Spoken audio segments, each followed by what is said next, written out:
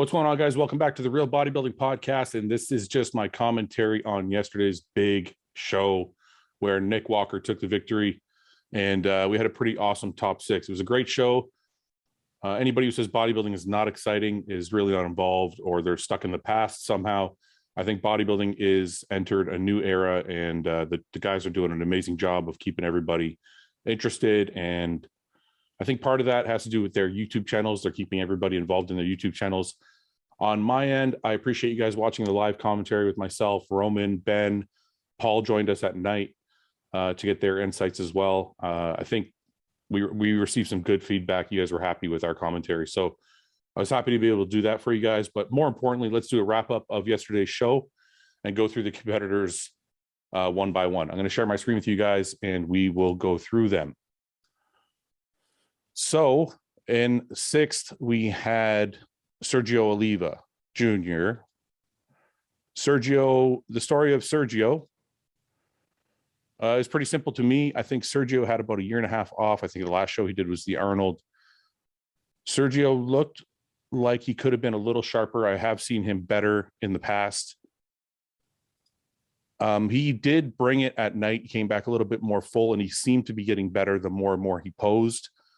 Sometimes we miss the mark just by a little bit. I think that's what happened with Sergio last night. I think he just missed it just a touch.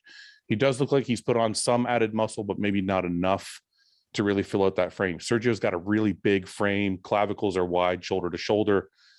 And he just needs to put on more muscle, especially on the backside, to really fill out that frame. He's just a big guy, and it takes more muscle to fill out a frame when you have that much area to fill.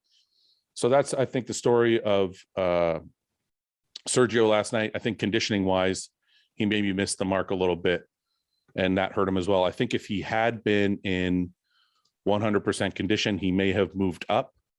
I think he could have been as high as third or fourth, depending on his conditioning, maybe even second. I don't know, but I think he was a little bit off, and that probably hurt him more than anything else. And that's the story of Sergio. So I thought he looked great, though. I thought his posing routine was great. I thought, he always brings it that way. And I did see the correction they tried to make at night. And I think if he just had a little bit more time, he could have really brought it. In fifth place, we had Akeem. Let me see if I can find a picture of Akeem here somewhere. Akeem looked great.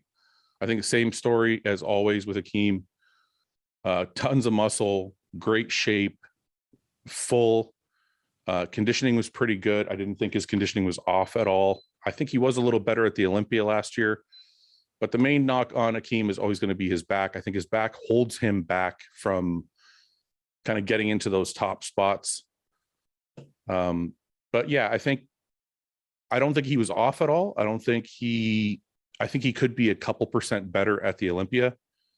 He packs a ton of muscle, but it's just one of those things where that back, for some reason, his back shot just does not get as crisp as his legs, for example, and also doesn't carry the same amount of mass. And I think that will always be the story for Akeem. He's going to have to figure that puzzle out before he really gets into that very, very elite top spot. But other than that, great showing for Akeem. Fifth place at the Arnold's is an amazing accomplishment. And guys, I just want to say this before I move on. I do these critiques on these shows. These guys are all better bodybuilders than I am. Amazing physiques. Like, when I'm critiquing these physiques, I'm critiquing them for you guys. I'm trying to help people, bring people into bodybuilding and kind of teach them what they're looking at. I'm in no way being negative towards any of these athletes. So for those of you who are fans of each of the individuals I'm talking about, this isn't a negative thing. It's just an honest, objective critique to help people learn about the sport and learn what they may be looking at. But I have nothing but respect for these guys. They're all incredible physiques. I mean, Akeem, for example, we just talked about him, was fifth at the Olympia last year.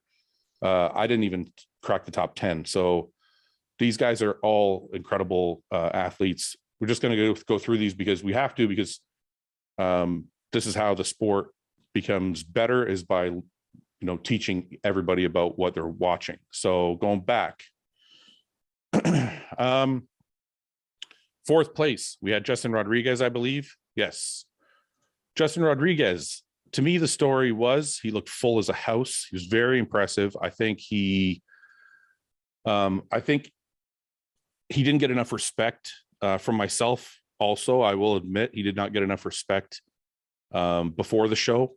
I think a lot of us were placing him out of the top 6 or at 6th, maybe at best. So I think Justin Rodriguez did himself a lot of justice and kind of showed people that he does deserve to be in that top call out. He looked amazing. I think he's got really good structure.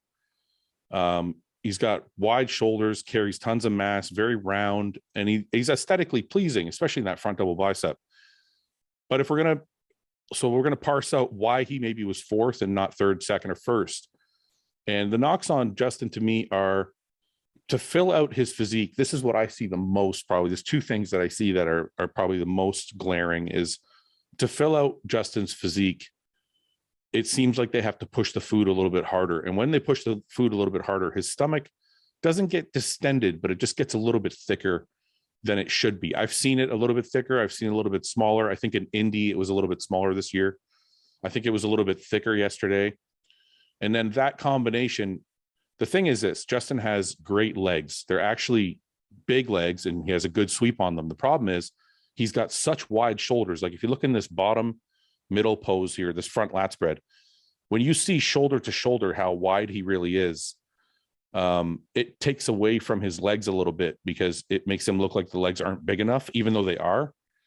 And I think that's because he's so wide. So those 2 things, when you say the legs maybe not up to par with the width of his shoulders, and then the stomach may be a little bit thicker than it should be. And you can't really see it in these poses. It looks really good in this ab shot here, and that's really the only one we could see his stomach in. Here his hands are kind of covering the sides. But yesterday during his posing in the video, I could see maybe he was relaxing a little bit. Maybe he had eaten too much to try and fill out the muscle. And that happens. I mean, sometimes when you're trying to fill up for a show, you got to take in some food, and sometimes the stomach doesn't come back down all the way where you want it to be. Conditioning wise, I think I have seen him a little better. I think I have seen the glutes and hams a little bit harder, the low back a little bit drier, but it was a really good showing for him. 4th is incredible. He beat Akeem, which was amazing because Akeem was 5th at the Olympia last year. And last year, Justin was 9th at the Olympia. So that's a really big deal for him to jump ahead of Akeem. So congratulations to Justin for making that jump. That's a big deal. And I'm sure he's realized that. I'm sure he realized that, he was 9th and Akeem was 5th, and he just kind of leapfrogged him at the Arnolds, which is really, really big. It'll be interesting to see what happens at the Olympia between those 2, since now they've gone back and forth.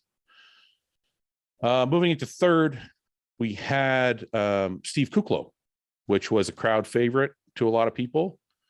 Good friend of mine, very, very good physique, very complete physique. There's a couple things. So let's look at Steve, if I can find his photo. I have Nick here.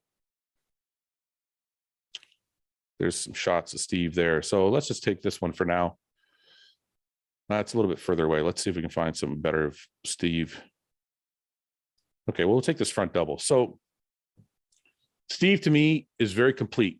Great calves all the way from toe to head. If you look, great calves, great quads, small waist. Lats are good. Chest is full and blocked and squared off. Arms fit the physique very well. He's got amazing shoulders, which you can't really see in this shot. But Steve is a very, very complete physique and very, very impressive. And here is him and Nick, I think, at prejudging. And he gave Nick a run for his money, but I think Nick was a little bit too much to hold off at prejudge. But he's really not missing anything. I just think there's a level of muscularity that Nick was carrying at prejudging that had him over Steve. And I think it's, if you look at this shot, so let's just take prejudging, for example. I know Steve was 3rd, but let's take prejudging, for example, because at prejudging, Steve was 2nd, I believe. If you look at this shot, Nick's arms are better. Lats are pretty much even. Nick's chest looks thicker. Abs, the stomach itself may be a little thicker, but the abs are more defined and dug out. Legs are equal in size. I think Steve's may be a little bigger, but the detail in Nick's is more. And then the calves are the same size. So when you look at this shot, you think to yourself, Nick's got him. And I think in every pose, maybe the front lat spread and the side tricep Steve had, but I think in every pose you could see there's a level of muscularity that Nick has. And you can see this in the back shot, like his low lats are a little bit more developed. If you look to the hamstrings, like the hamstrings are stripped all the way through, and they're also a lot thicker. There's less gap between the legs. The adductor is full.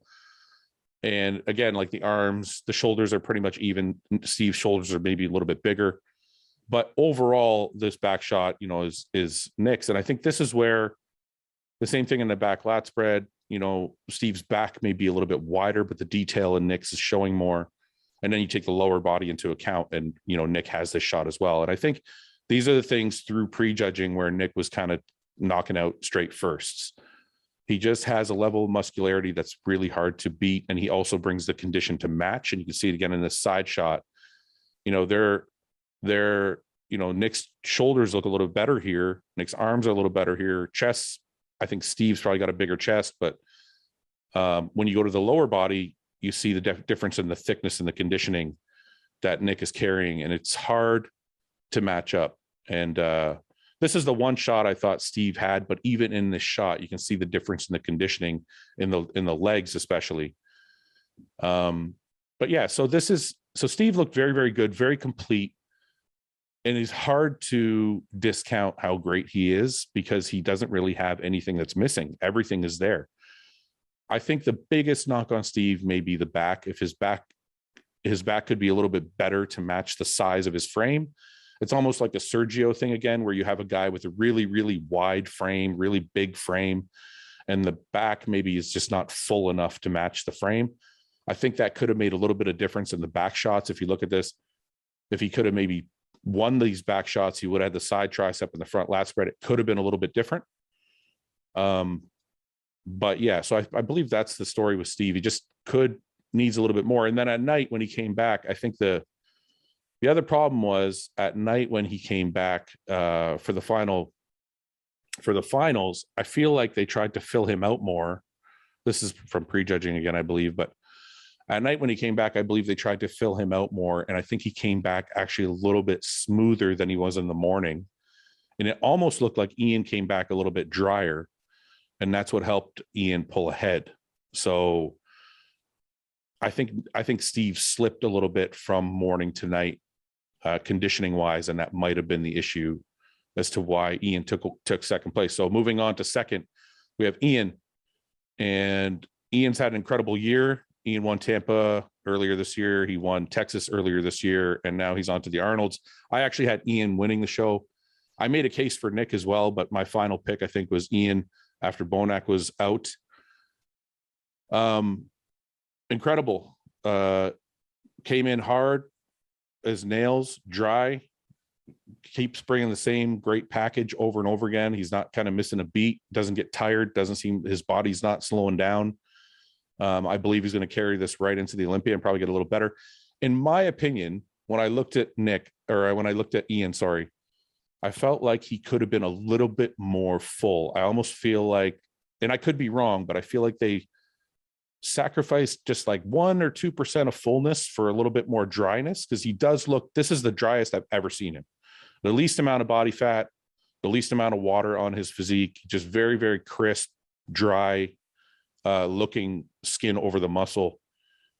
And I feel like maybe they sacrificed a couple percent of fullness because I feel like he looked a little better in Texas. But I've also said that that could be because the lighting in Texas was so much better that he just looked better in Texas. But I don't know. I think that's something I'll have to ask him if I can get him on the podcast and talk to him about it. But he looked amazing. And again, it was great of him to come back at night. I think he came back either the same or a little better. And like I said, Steve maybe came back a little softer, and that allowed Ian to pull ahead. And they kept fighting, they kept fighting all through the finals. Ian knows, he's a seasoned vet. He knows, he's been around for a while now. He knows they're going to judge at the Arnold's gets judged at night. And he came back fighting, and he earned that second place spot. So, good for Ian, man. It's a big deal. And a lot of guys, I don't want to say they quit after prejudging, but they kind of pack it in, and to come back and fight and come back better and earn your spot. That's a really big deal. And then on to first, the story of the year, pretty much. Mr. Nick Walker. What can I say, man? Like, has anybody done this since Flex Wheeler? You know, comes in pro debut, wins the New York, pro debut, wins the Arnold, possible pro debut at the Olympia, and takes a top 5. Could easily make a case for Nick in the top 5. I mean, I almost have him in 3rd or 4th right now because, and I know I'm skipping ahead from the Arnold, but just for a second, when we look at the Olympia, I have, like, if Rami comes in 100%, I have Rami there. I'm really interested to see what Nick looks like next to Hadi. And then after that, you know, it's going to be tough for people to beat Nick after Hadi. And I'm not saying Hadi's going to beat him for sure. I'm just saying after that, we have Brandon. If Brandon hasn't brought up the legs, that could be a tough one for him. I really want to see Bonac next to Nick. That's going to be an interesting comparison, because they both have and I said this earlier in one of our podcasts, they have a similar physique in that they're both just a ball of muscle, and they both bring good condition, and they're both very separated. So I really want to see them next to each other. But after that, you know, I don't really see anyone beating Nick other than those guys, if those guys can beat him, because really everybody else is in this lineup. And I don't think Nick was the clear winner here. Like, when he walked out for prejudging, there was no, you know, I don't think there was any doubt in anyone's mind. Like, when he walked out in the morning, we were all blown away. We're like, okay, this is it. And it was up to anybody else to kind of make a case for themselves after he walked out. So in saying that he's going to, you know, he's already taken this lineup and he took it with straight firsts. If we move into the Olympia, and assuming, you know, this was Ian's best, so I don't know if Ian can pull ahead of him. You know, after that, you know, then we're talking about, you know, Bonac and Curry, and, you know, Hunter Labrada is going to be at the Olympia. We got to see what he looks like next to Nick too. But honestly, it's going to be very tough to see Nick out of the top 5. I mean, at worst, if we said Rami, Hadi, Curry, and Bonac, let's just say for some reason he can't beat those guys, that's 5th place. So Nick is going to have a very, very good first year. We haven't had a person do this, you know, for all the haters.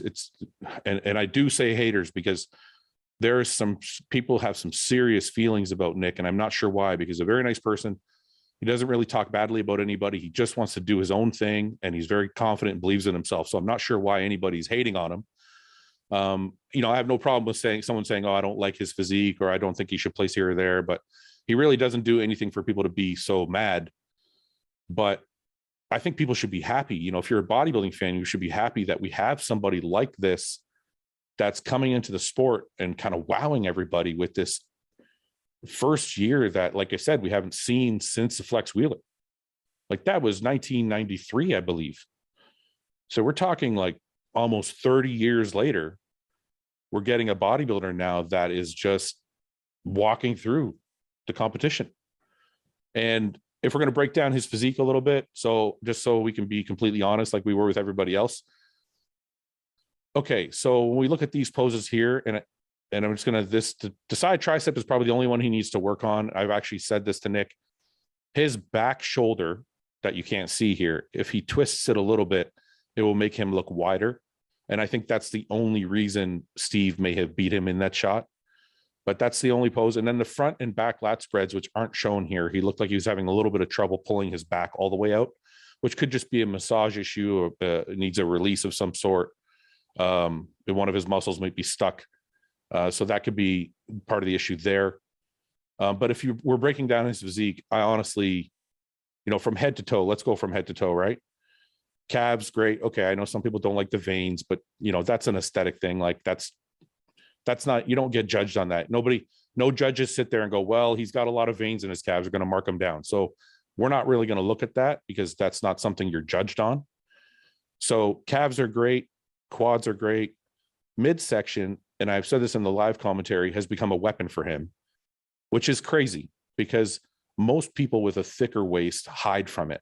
They try and figure out a way to make it look smaller, or they try and make, try and pull vacuums, or they try and like do all these things to kind of detract from their midsection. I think what Nick has done is just trained his ass off when it comes to abs.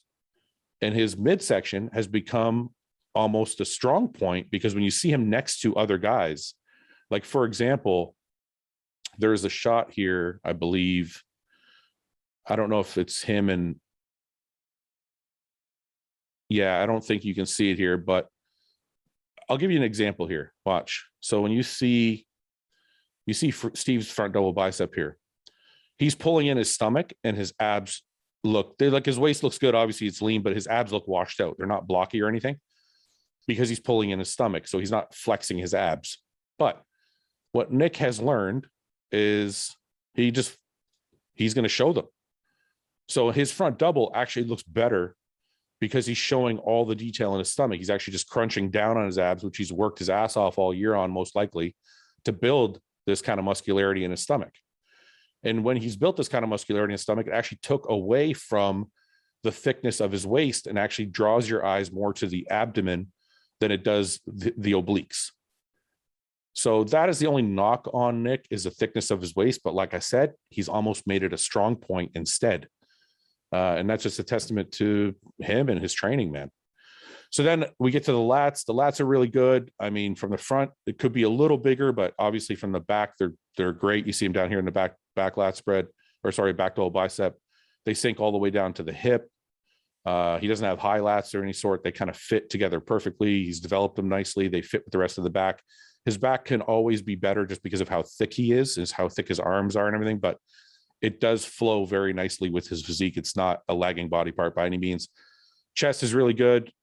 Because of the size, again, of his arms and his shoulders, his chest could be bigger, but that's just me being very nitpicky.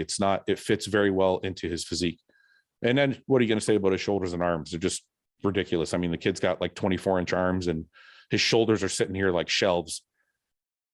So Nick, he brought it. He said, I'm going to show up as the most muscular guy and the most conditioned guy. And that's what we saw. And it might not be the physique that everybody loves. It's not a Flex Wheeler physique. It's a brutal, in your face, hard training, dense muscle, all out conditioning, try and beat me. And it's kind of more of a Dorian Yates in your face kind of physique, which I personally like. And I think Nick is owning his strengths. And he did last night. So it was a great show, man. I think it's going to be really exciting, Olympia. I appreciate you guys watching. Now for the Olympia, like I said, I think, a lot of people are saying, well, Nick's going to win the Olympia. I think Nick said to me on a podcast, he had a 2-year plan for the Olympia. I'm going to stick with him on that.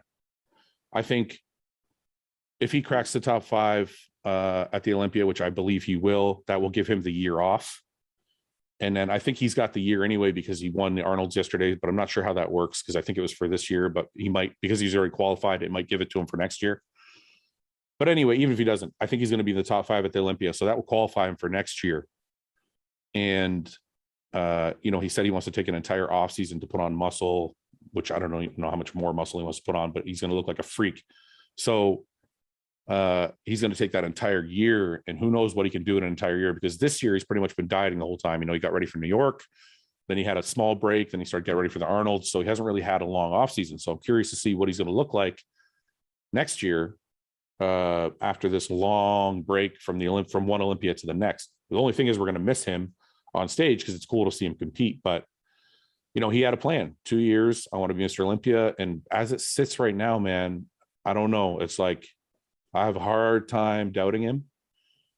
For this year's Olympia, I think if Ramy is the same Ramy he was last year, I think it's too much for Nick to beat, because he has the same amount of muscularity that Nick has, maybe a little bit better proportions because his quads are bigger and his waist maybe look a little smaller. Nick definitely beats him in the back area, unless Ramy has built his back from last Olympia.